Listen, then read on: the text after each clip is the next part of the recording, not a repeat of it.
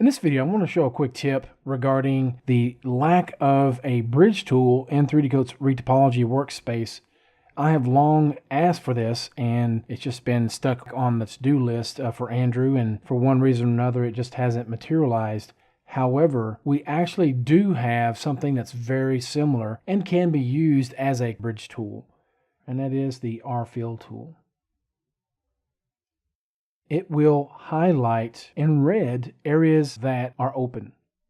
And as you hover over that area that's red, it will show in yellow what the result will look like once you click. Let me start down here. I want to first give it a little bit of information, because as you can see, when I hover over each end, it assumes that I'm wanting to cap this opening. I don't necessarily want to do that. I want to fill it in a different way.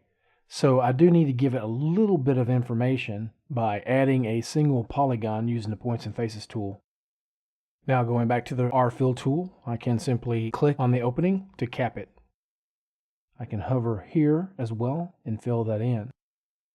When it comes to just bridging two open areas of a mesh, then we don't currently have a bridge tool, not as of this recording, but hopefully it will be forthcoming to where it will be a little bit more direct than this particular method. But I did want to show something you could use in the interim for that purpose. Thank you for watching. We'll see you next time.